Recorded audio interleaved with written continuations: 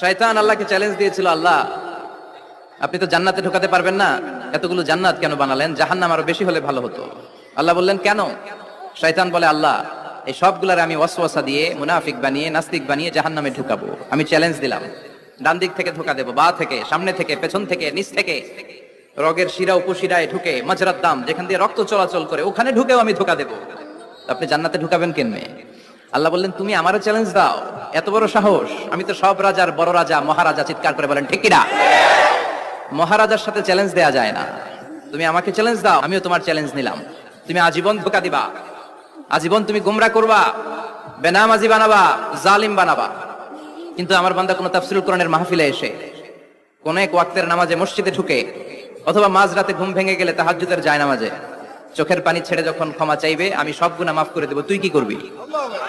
শয়তান আল্লাহকে চ্যালেঞ্জ দিয়েছিল, আল্লাহ আপনি তো জান্নাতে ঢোকাতে পারবেন না, এতগুলো জান্নাত কেন বানালেন? জাহান্নাম আরো বেশি হলে ভালো হতো। আল্লাহ বললেন কেন? শয়তান বলে, আল্লাহ এই সবগুলার আমি ওয়াসওয়াসা দিয়ে মুনাফিক বানিয়ে নাস্তিক বানিয়ে জাহান্নামে ঢুকাবো। আমি চ্যালেঞ্জ দিলাম, ডান দিক থেকে ধোকা দেবো, বা থেকে, সামনে থেকে, পেছন থেকে, নিচ থেকে, রগের শিরা উপশিরায় ঢুকে, মাজরাত দাম যেখান দিয়ে রক্ত চলাচল করে ওখানে ঢুকেও আমি ধোকা দেবো। আপনি জান্নাতে ঢুকাবেন কেনমে? আল্লাহ বললেন তুমি আমারও চ্যালেঞ্জ দাও, এত বড় সাহস? আমি তো সব রাজা